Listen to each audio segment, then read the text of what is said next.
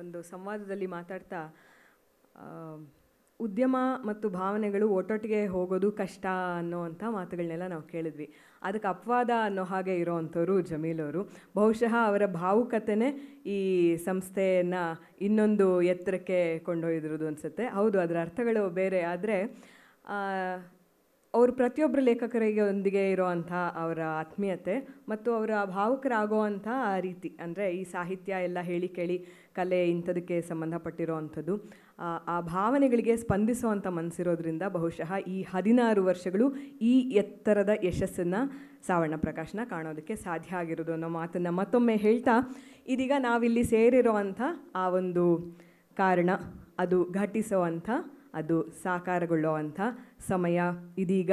ಪುಸ್ತಕ ಲೋಕಾರ್ಪಣೆಗೆ ನಾವು ಮುಂದಾಗ್ತಾ ಇದ್ದೇವೆ.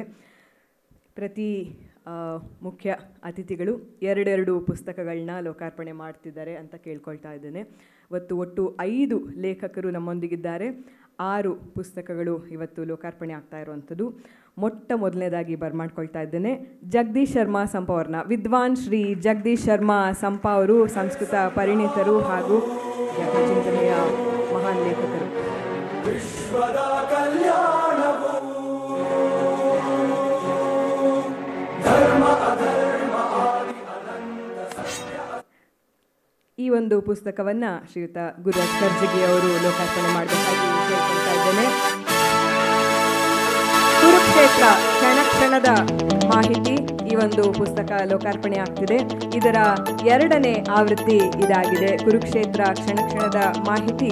ಇದಕ್ಕೆ ಮೊದಲು ಜಗದೀಶ್ ಶರ್ಮಾ ಸಂಪ ಅವರು ಒಟ್ಟು 29 ಮತ್ತೊಂದು ಕೃತಿಯನ್ನು ಅವರು ಪ್ರಕಟಗೊಳಿಸಿದ್ದಾರೆ. ವ್ಯಾಸ ಸಂದರ್ಶನ, ಕುರುಕ್ಷೇತ್ರ 1, ಭಗವತ್ಪಾದ ಶ್ರೀ ಶಂಕರಾಚಾರ್ಯರು, ಕುಂತಿ ಪಾಂಡು, ಸ್ಫೂರ್ತಿ ರಾಮಾಯಣ ಇವೆಲ್ಲವನ್ನ ಒಳಗೊಂಡಂತೆ ಕಲಿಸದೇ ಕಲಿಸುವ 24 ಗುರುಗಳು ಬಹಳ ಪ್ರಸಿದ್ಧಿಯನ್ನು ಪಡೆಯಿತು. ಹಾಗೆಯೇ ಭಗವದ್ಗೀತೆ, ದಶಕಂಠ ರಾವಣ, ಬಾಲಕಾಂಡ, ಮಹಾಭಾರತದ ನೈಜ ನಾಯಕ ವಿದುರ, ಭೀಷ್ಮ ಹೇಳಿದ ಮ್ಯಾನೇಜ್ಮೆಂಟ್ ಕಥೆಗಳು, ಮಹಾಭಾರತ ಹೇಳಿಯೂ ಹೇಳದ್ದು, ಈ ರೀತಿ ವಿಶಿಷ್ಟ ಪುಸ್ತಕಗಳನ್ನ ಕೊಟ್ಟಿರುವಂಥವ್ರು ಜಗದೀಶ್ ಶರ್ಮಾ ಅವರು. ಅವರ ತಂದೆ ತಾಯಿ ಚಿದಾನಂದ್ ಭಟ್ ಮತ್ತು ಮಂಗಳಗೌರಿ ಅವ್ರನ್ನ ವೇದಿಕೆಗೆ ಬರ್ಮಾಡ್ಕೊಳ್ತಾ ಇದ್ದೇವೆ. ಪುಸ್ತಕದ ಮೊದಲ ಪ್ರತಿಯನ್ನು, ಗೌರವ ಪ್ರತಿಯನ್ನು ಸ್ವೀಕರಿಸಬೇಕಾಗಿ ಕೇಳ್ಕೊಳ್ತಾ ಇದ್ದೇವೆ. ಶ್ರೀ ಚಿದಾನಂದ್ ಭಟ್ ಅವರು ಹಾಗೂ ಮಂಗಳಗೌರಿ ಅವರು ದಯವಿಟ್ಟು ವೇದಿಕೆಗೆ ಆಗಮಿಸಿ ಮೊದಲ ಪ್ರತಿಯನ್ನು ಸ್ವೀಕರಿಸಬೇಕಾಗಿ ಕೇಳ್ಕೊಳ್ತಾ ಇದ್ದೇವೆ.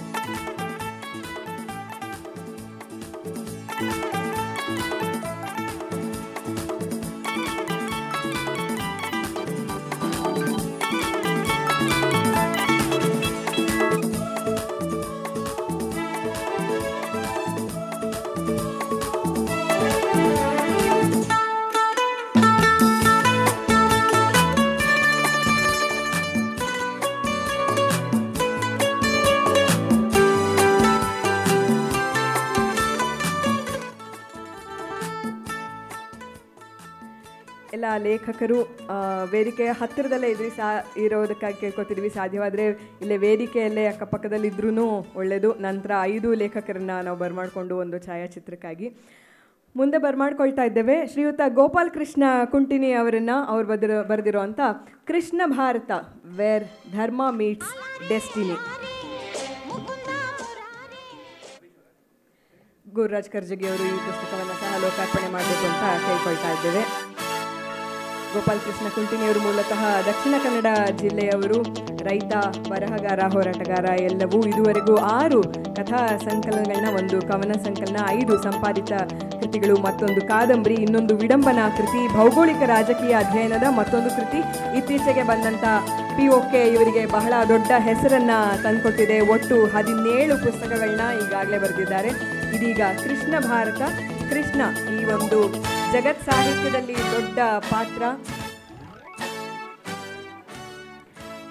ಈ ಒಂದು ಪಾತ್ರವನ್ನು ಒಂದು ಬೇರೆಯ ಕೋನದಿಂದ ವಿಶ್ಲೇಷಿಸಿರುವಂಥ ಪುಸ್ತಕ ಇದಾಗಿದೆ. ಇದರ ಮೊದಲ ಪ್ರತಿಯನ್ನು ಸ್ವೀಕರಿಸೋದಕ್ಕಾಗಿ ಸಾನಿಕಾ ಹೆಗ್ಡೆ ಅವರನ್ನ ಬರ್ಮಾಡ್ಕೊಳ್ತಾ ಇದ್ದೇವೆ. ಸಾನಿಕಾ ಹೆಗ್ಡೆ ದಯವಿಟ್ಟು ವೇದಿಕೆಗೆ ಬಂದು ಈ ಪುಸ್ತಕದ ಗೌರವ ಪ್ರತಿಯನ್ನು ಸ್ವೀಕರಿಸಬೇಕಾಗಿ ಕೇಳ್ಕೊಳ್ತಾ ಇದ್ದೇವೆ.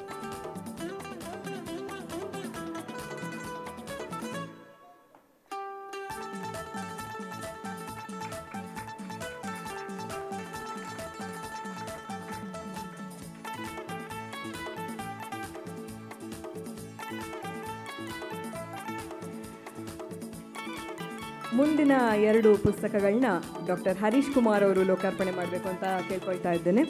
ಬರ್ಮಾಡ್ಕೊಳ್ತಾ ಇದ್ದೇವೆ.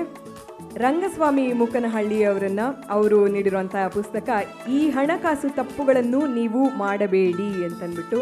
ಈ ಹೊತ್ತಿನಲ್ಲಿ ಇವ್ರ ಬಗ್ಗೆ ಹೇಳಲೇಬೇಕಾಗಿರೋ ಅಂಥ ವಿಚಾರ, ತುಂಬ ಹತ್ತಿರದಲ್ಲೇ ಸಣ್ಣ ಉದ್ದಿಮೆ ಕಟ್ಟೋದು ಹೇಗೆ ಅನ್ನೋ ಪುಸ್ತಕ ಲೋಕಾರ್ಪಣೆ ಆಗಿತ್ತು. ತುಂಬ ಹತ್ತಿರದಲ್ಲಿ ಅಂದರೆ ಆಗಸ್ಟಲ್ಲಿ ಈಗಾಗಲೇ 5 ಮುದ್ರಣಗಳನ್ನ ಈ ಪುಸ್ತಕ ಕಂಡಿದೆ ಮತ್ತು ಮರುಮುದ್ರಣದ ಸರದಾರ ಇವರು ಅಂತ ನಾವು ಹೇಳ್ಬೋದು.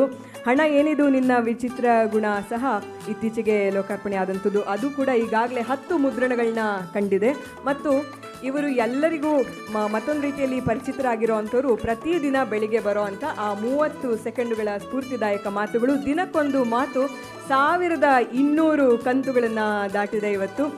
ದಿನ ಬೆಳಗಾಗಿ ನಮ್ಮ ಮೊಬೈಲ್ನಲ್ಲಿ ಕಳಿಸೋ ಅಂಥ ಆ ಒಂದು ಮಾತುಗಳು ಸಹ. ಇದಲ್ಲದೆ ನಿನ್ನೆ ಅಷ್ಟೇ ಅವರು ಮಾತಾಡ್ತಾ ಹೇಳಿದ್ರು, ಬರೆದು ಜೀವನವನ್ನು ಕಟ್ಕೊಳ್ಳೋದಕ್ಕೆ ಸಾಧ್ಯ ಅನ್ನೋದನ್ನು ಬರೀ ಆಡದೆ ಮಾಡಿ ತೋರಿಸಿರೋ ಅಂಥವ್ರು ರಂಗಸ್ವಾಮಿ ಮುಕನಹಳ್ಳಿಯವರು. ಹಾಗಾಗಿ ಅವರಿಗೆ ಈ ಒಂದು ಸಂದರ್ಭದಲ್ಲಿ ಅಭಿನಂದನೆಗಳನ್ನ ಸಲ್ಲಿಸ್ತಾ ಇದ್ದೇವೆ. ಈ ಒಂದು ಪುಸ್ತಕದ ಮೊದಲ ಪ್ರತಿಯನ್ನು ಸ್ವೀಕರಿಸೋದಕ್ಕಾಗಿ ಅವರ ಗೆಳೆಯರಾದಂಥ ಶ್ರೀಧರ್ ಮೂರ್ತಿ ಅವರನ್ನ ಬರ್ಮಾಡ್ಕೊಳ್ತಾ ಇದ್ದೇವೆ. ಶ್ರೀಧರ್ ಮೂರ್ತಿ ಅವರು ಈ ಪುಸ್ತಕದ ಮೊದಲ ಗೌರವ ಪ್ರತಿಯನ್ನು ಸ್ವೀಕರಿಸಬೇಕಾಗಿ ಕೇಳ್ಕೊಳ್ತಾ ಇದ್ದೇವೆ.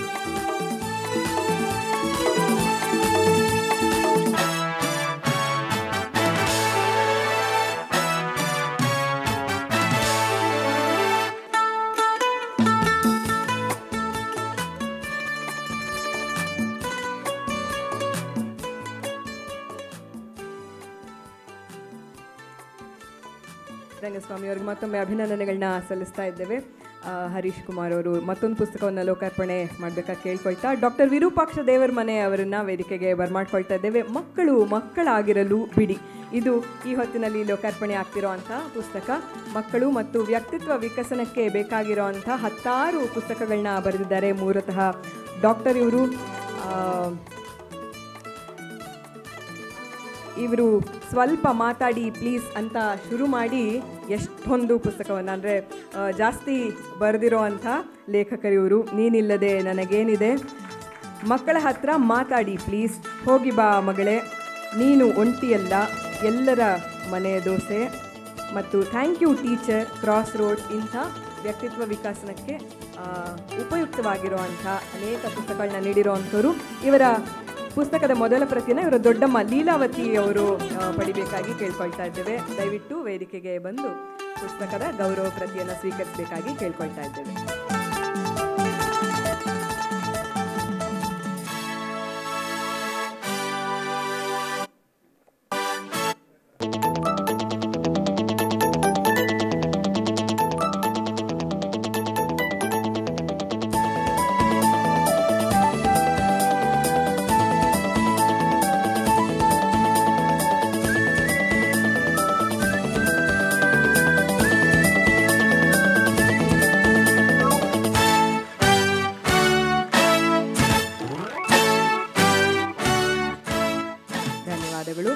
ಲೀಲಾವತಿಯಮ್ಮ ಅವರಿಗೆ ಮತ್ತೊಮ್ಮೆ ವಿರೂಪಾಕ್ಷ ದೇವರಮನೆ ಅವರಿಗೆ ಹೃತ್ಪೂರ್ವಕ ಅಭಿನಂದನೆಗಳನ್ನ ಸಲ್ಲಿಸ್ತಾ ಇದ್ದೇವೆ.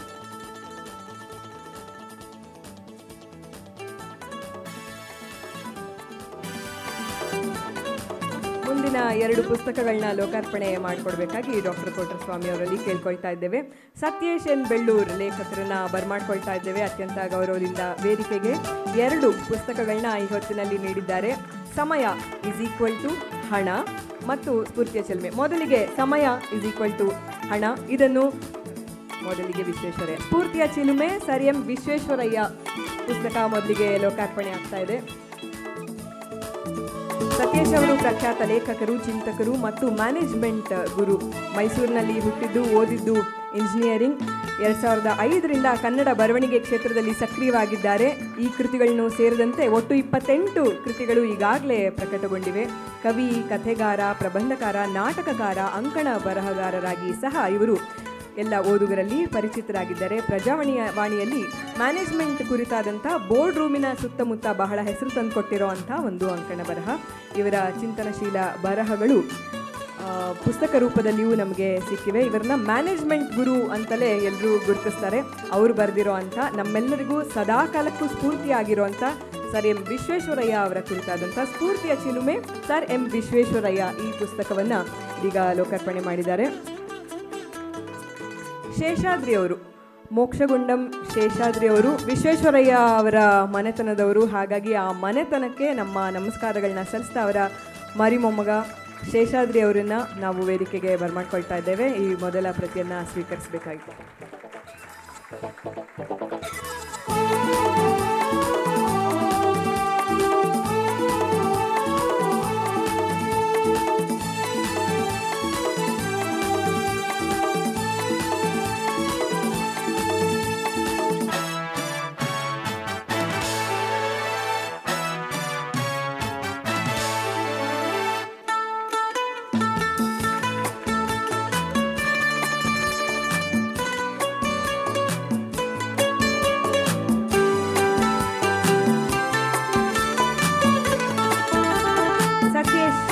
ಅವರ ಮತ್ತೊಂದು ಪುಸ್ತಕ ಸಮಯ = ಹಣ. ಈ ಪುಸ್ತಕವನ್ನ ಲೋಕಾರ್ಪಣೆ ಮಾಡಬೇಕು ಅಂತ ಡಾಕ್ಟರ್ ಕೊಟ್ರಸ್ವಾಮಿ ಅವರಲ್ಲಿ ಕೇಳ್ಕೊಳ್ತಾ ಇದ್ದೇವೆ. ಸಮಯ = ಹಣ, ಇದನ್ನು ಅರಿತವನೇ ಜಾಣ, ಇದು ಪುಸ್ತಕದ ಟ್ಯಾಗ್ಲೈನ್.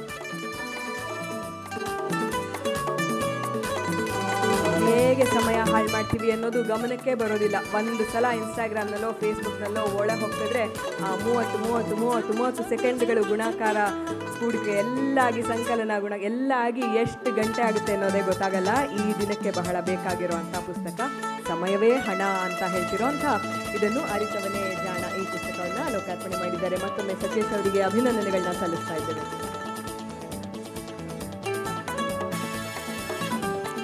ನಾಗರತ್ನ ಅವರಿಗೆ ಈ ಒಂದು ಪುಸ್ತಕದ ಮೊದಲ ಪ್ರತಿಯನ್ನ ಕೊಡ್ತಿದ್ದಾರೆ. ದಯವಿಟ್ಟು ವೇದಿಕೆಗೆ ಆಗಮಿಸಬೇಕಾಗಿ ದಂಪತಿಗಳನ್ನ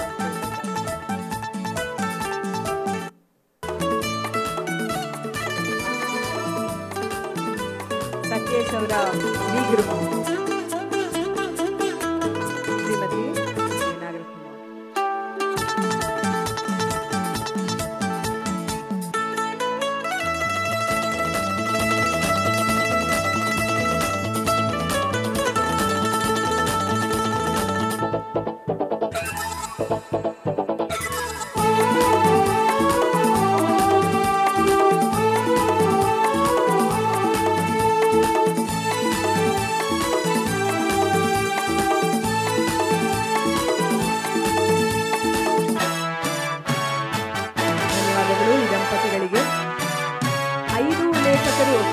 ಛಾಯಾಚಿತ್ರಕ್ಕಾಗಿ ಬರಬೇಕಂತ ಕೇಳ್ಕೊಳ್ತಾ ಇದ್ದೇವೆ.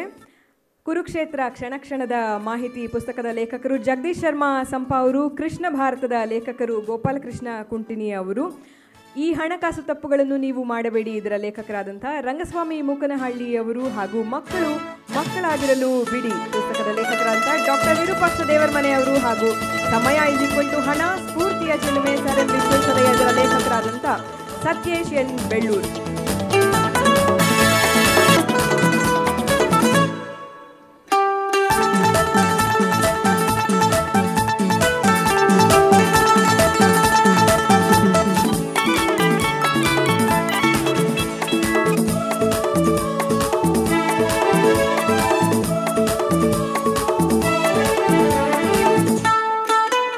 ಮನೋಹರ್ ಅವರು ದಯವಿಟ್ಟು ವೇದಿಕೆಗೆ ಬಂದು ಎಲ್ಲ ಪುಸ್ತಕಗಳ ಬೋಣಿ ಮಾಡಬೇಕಾಗಿ ಕೇಳ್ಕೊಳ್ತಾ ಇದ್ದೇವೆ. ಎಲ್ಲ ಲೇಖಕರು ವೇದಿಕೆ ಮೇಲೆ ಇರೋ ಹಾಗೆ. ಸಾವಣ ಪ್ರಕಾಶನದ ಸಂಪ್ರದಾಯ ಇದು. ಪ್ರತಿಯೊಂದು ಪುಸ್ತಕದ ಲೋಕಾರ್ಪಣೆ ಹೊತ್ತಿನಲ್ಲೂ ಮೊದಲ ಒಂದು ಗ್ರಾಹಕರು ನಮಗೆ ಇವರು ಪ್ರಕಾಶನದ ಮೊದಲ ಗ್ರಾಹಕರು ಬೋಣಿ ಮ್ಯಾನ್, ಬೋಣಿ ಮನೋಹರ್, ಹೀಗೆಲ್ಲ ಬಿರುದುಗಳು ಇವರಿಗಿದೆ. ಮನೋಹರ್ ಅವರಿಗೆ ಮತ್ತೊಮ್ಮೆ ಈ ವೇದಿಕೆಯಲ್ಲಿ ಪೂರ್ವಕ ಧನ್ಯವಾದಗಳನ್ನ ಸಲ್ಲಿಸ್ತಾ ಈ 6 ಪುಸ್ತಕಗಳ ಬೋಣಿ ಮಾಡ್ತಾ ಇದ್ದಾರೆ.